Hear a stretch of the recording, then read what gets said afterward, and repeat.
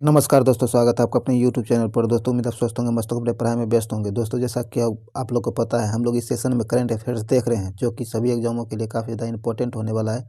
खास करके BPSC, बिहार दरोगा और BSSC, इन सभी एग्जामों के लिए काफ़ी ज़्यादा इंपॉर्टेंट होने वाला है। खास करके BPSC के लिए, क्योंकि उसमें जो आपको पता है एवरेज 30 क्वेश्चन जो है सिर्फ करंट अफेयर्स से पूछे जाते हैं, और ये एग्जाम 12 फरवरी को होने वाला है। तो ऐसे में आपके लिए सेशन काफ़ी ज़्यादा इंपॉर्टेंट हो जाता है। इससे पहले जो है 8 सेशन हो चुका है, ये 9वां सेशन है। अगर अभी तक आप उन सारे सेशनों को नहीं देख पाए हैं तो उसका प्लेलिस्ट का लिंक जो है डिस्क्रिप्शन में मिल जाएगा, उसे जाकर जरूर देख लें ताकि इसका फ़ायदा मिल सके। और पूरा वीडियो देखिए ताकि इसका फ़ायदा मिले, और अपने दोस्तों के साथ आपके पास जितने भी स्टडी ग्रुप हैं सबों में इसे शेयर ज़रूर करें ताकि ये मैक्सिमम लोगों तक पहुंच सके और मैक्सिमम लोग इसका फ़ायदा उठा सके। तो चलिए हम लोग ज़्यादा टाइम नहीं गवाते हैं, इस वीडियो को शुरू करते हैं। आज का पहला क्वेश्चन कहता है कि होयसल क्या है? होयसल मंदिरों को वर्ष 2022-23 के विश्व विरासत सूची के लिए भारत के नामांकन के तौर पर शामिल किया गया है। यह जो है किस राज्य में स्थित है? तो ये जो स्थित है आपको कर्नाटक में स्थित, कहाँ? कर्नाटक में स्थित है। ये नंबर सही आंसर हो जाएगा कर्नाटक। चलिए आगे है। आगे कहता है कि मतदाताओं क्या है? मतदाताओं जो है, मतदाताओं के बीच जागरूकता फैलाने के लिए किस राज्य के मुख्य निर्वाचन अधिकारी जो है द्वारा सेरा नामक शुभांकर का अनावरण किया गया है? कहता है कि मतदाताओं के बीच जो है जागरूकता फैलाने के लिए किस राज्य के मुख्य निर्वाचन अधिकारी के द्वारा सेरा नामक शुभांकर अनावरण किया गया है? तो यह किया गया आपको पंजाब सरकार के द्वारा। किसके द्वारा? पंजाब सरकार के द्वारा। ए नंबर सही आंसर हो जाएगा पंजाब। चलिए आगे है।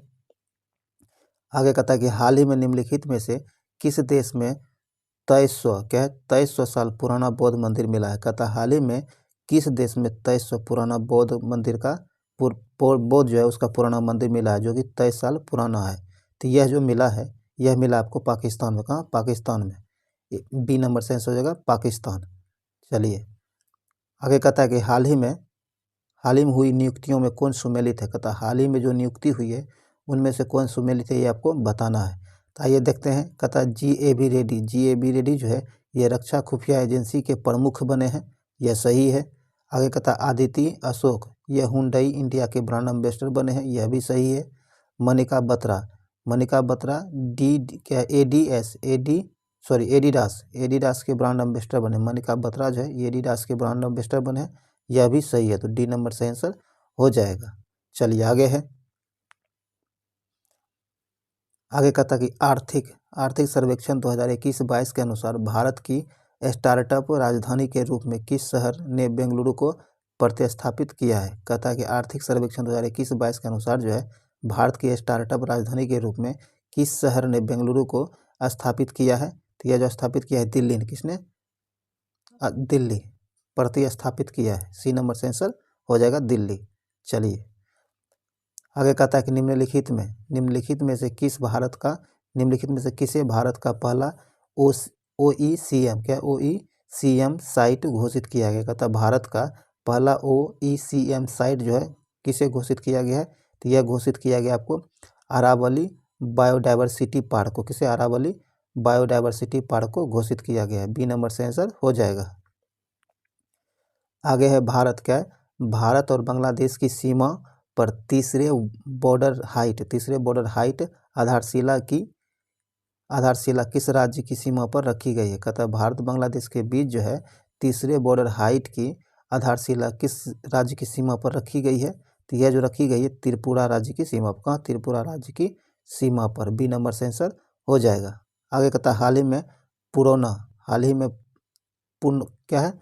में पुनौरा धाम को स्वदेश दर्शन योजना के रामायण सर्किट में शामिल किया है। यह जो है किस राज्य में स्थित है? तो यह जो स्थित है आपको सीतामढ़ी बिहार में स्थित है। कहाँ? सीतामढ़ी बिहार में स्थित है। ये नंबर से आंसर हो जाएगा सीतामढ़ी बिहार। चलिए आगे है। दोस्तों ये सेशन काफ़ी ज़्यादा इंपॉर्टेंट है, मिस नहीं कीजिए, शुरू से तो जरूर देखिए और इसे लाइक शेयर जरूर कीजिए। चलिए आगे कहता है कि शीतकालीन ओलंपिक 2022 में एकमात्र भारतीय एथलीट आरिफ खान ने प्रतिस्पर्धा किया, उनका संबंध किस खेल से है? कहता है कि शीतकालीन ओलंपिक 2022 में जो है एकमात्र भारतीय एथलीट आरिफ खान ने प्रतिस्पर्धा किया है, उसका संबंध किस खेल से है? तो इसका संबंध जो आपको अल्पलाइन एस्किंग से है। डी नंबर से आंसर हो जाएगा। आगे कहता आज़ादी के 75 वर्ष के अमृत महोत्सव के अवसर पर देश के अब तक के सबसे बड़े ड्रोन शो का आयोजन कहाँ किया गया है? तो ये जो किया गया आपको लखनऊ में किया, कहाँ? लखनऊ में किया गया था। तो ये आपको बी नंबर से आंसर हो जाएगा लखनऊ। चलिए आगे है। आगे कहता निम्नलिखित में से किस राज्य सरकार द्वारा बस यात्रा के लिए चलो मोबाइल ऐप और स्मार्ट कार्ड लॉन्च किया है? कहता निम्नलिखित में से किस राज्य सरकार द्वारा जो है बस यात्रा के लिए चलो मोबाइल ऐप और स्मार्ट कार्ड लॉन्च किया है? तो यह लॉन्च किया आपको महाराष्ट्र सरकार के द्वारा। किसके द्वारा? महाराष्ट्र सरकार के द्वारा यह लॉन्च किया गया है। सी नंबर से आंसर हो जाएगा महाराष्ट्र। आगे है आर्थिक समीक्षा 2021-22 के अनुसार वर्ष 2020-21 में भारत के किस राज्य में मक्का का सर्वाधिक उत्पादन हुआ है? तो मक्का का सर्वाधिक उत्पादन किस राज्य में हुआ? तो ये हुआ कर्नाटक में। का कर्नाटक में। सी नंबर से आंसर होगा कर्नाटक। चलिए आगे है।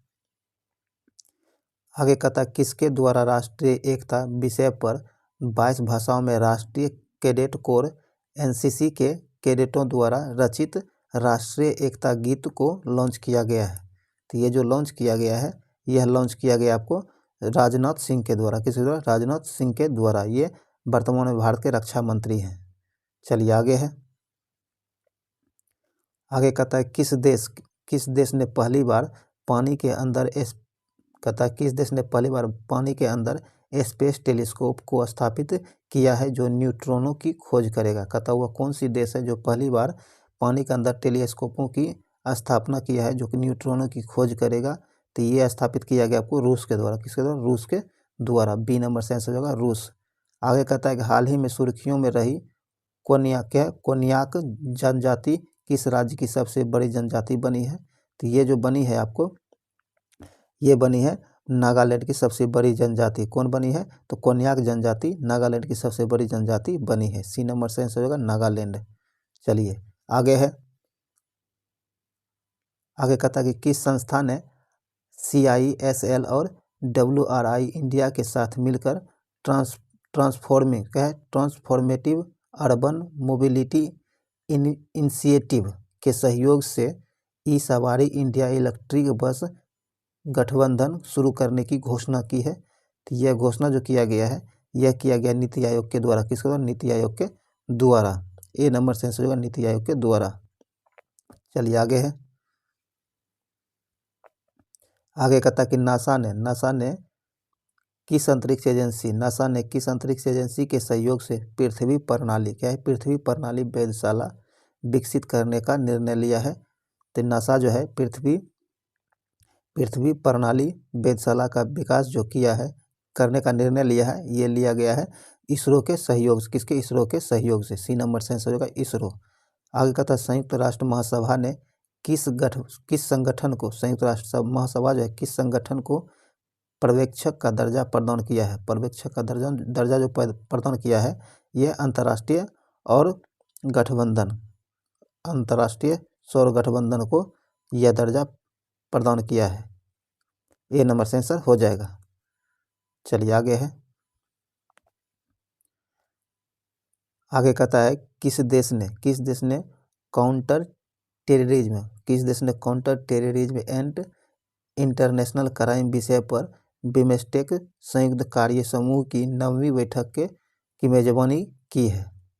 कहता है कि वह कौन सा देश है जो counter terrorism and transnational crime, ये इंटरनेशनल होता है, ये ट्रांसनेशनल क्राइम विषय पर बिमस्टेक संयुक्त कार्य समूह की 9वीं बैठक जो है इसकी मेजबानी किया है? तो यह किया है आपको भूटान ने। किसने? भूटान ने। बी नंबर से आंसर हो जाएगा भूटान। चलिए आगे है।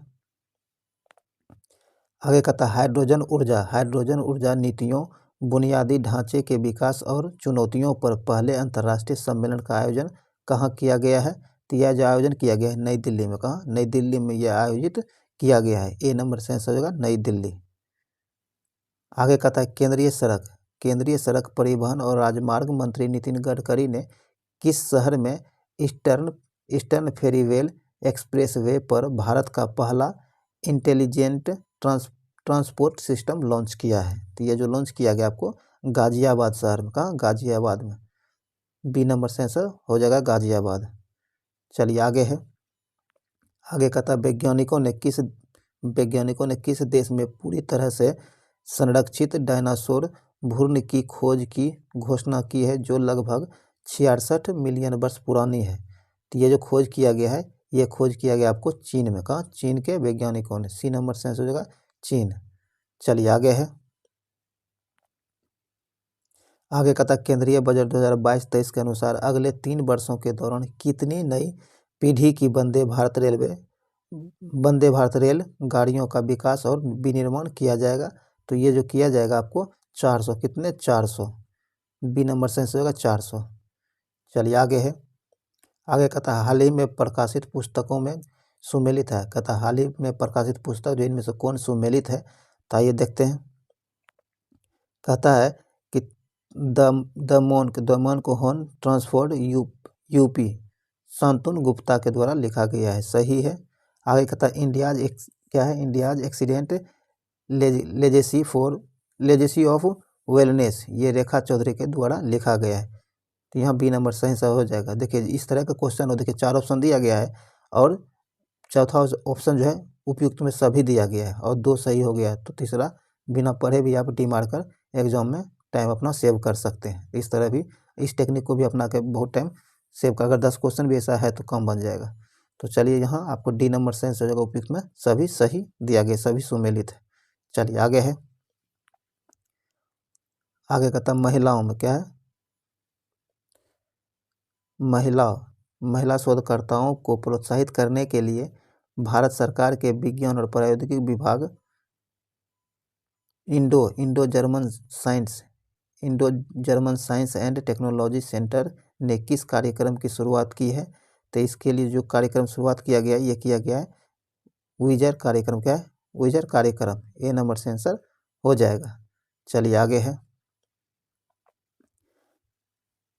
आगे कहता है कि भारत वन स्थिति रिपोर्ट 2021 के अनुसार भारत में वन आवरण कुल भौगोलिक क्षेत्र का कितना प्रतिशत है? तो भारत में कुल भौगोलिक क्षेत्र का वन आवरण जो है ये कितना प्रतिशत है? तो ये है आपको 21.71%। कितना? 21.71%।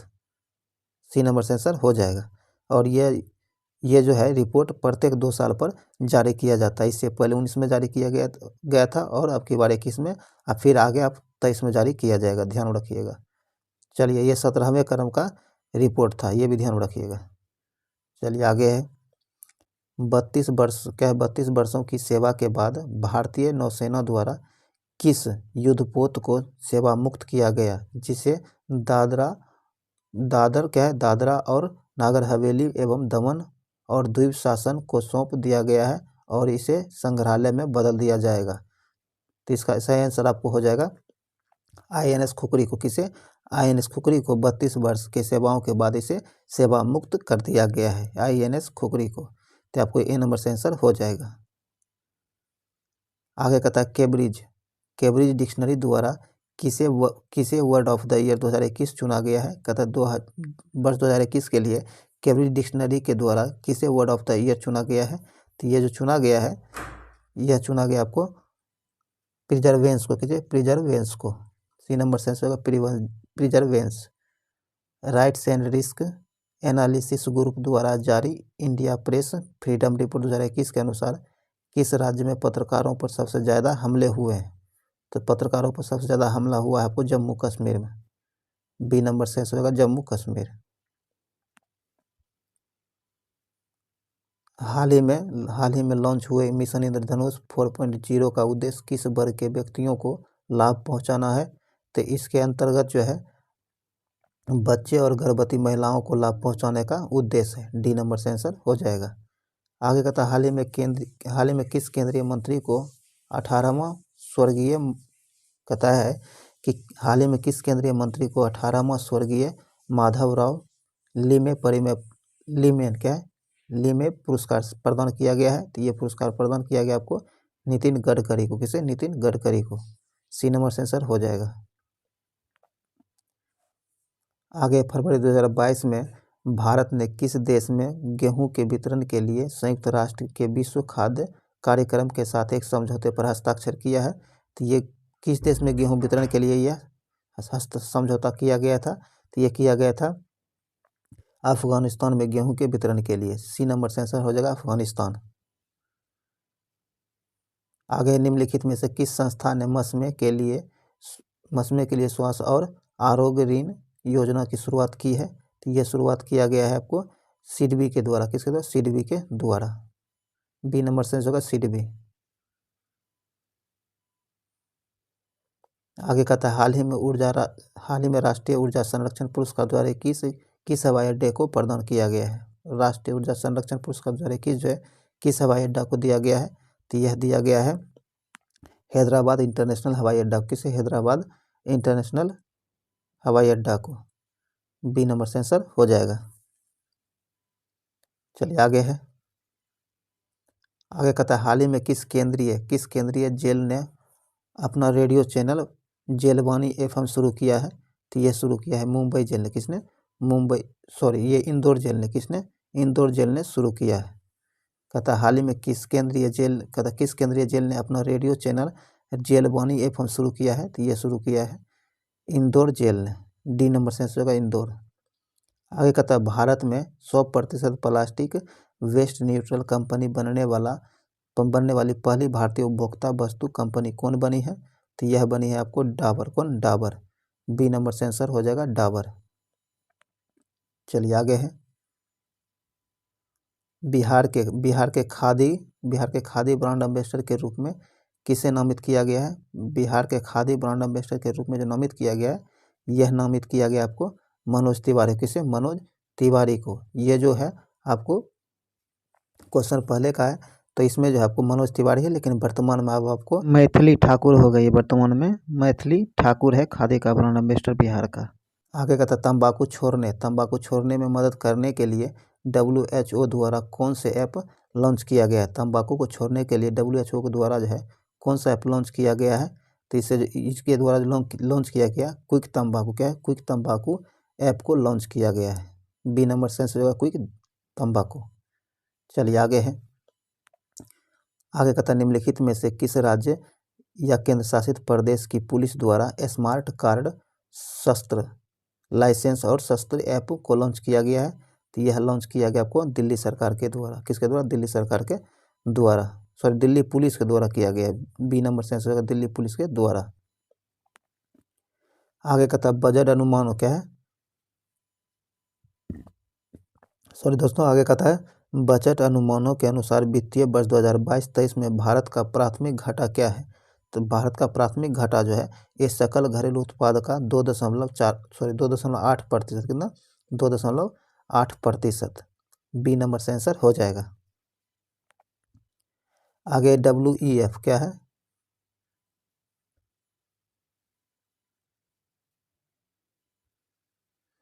दोस्तों आगे कहता है कि WEF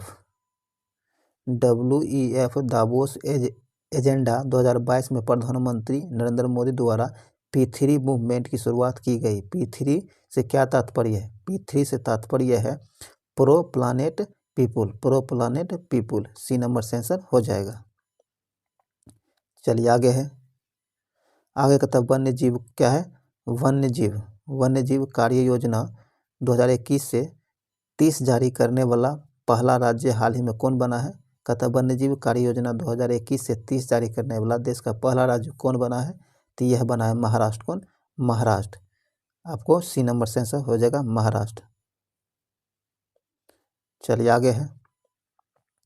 आगे कहता है कृषि अपशिष्ट को जैव उत्पादों में परिवर्तित कर प्रौद्योगिकी विकसित करने के लिए वर्ष 2021 के अर्थशॉट पुरस्कार से किसे सम्मानित किया गया है? तो 2021 के लिए अर्थशॉट पुरस्कार जो दिया गया है, यह दिया गया आपको विद्युत मोहन को। किसे? विद्युत मोहन को। ए नंबर से आंसर हो जाएगा विद्युत मोहन। चलिए आगे है।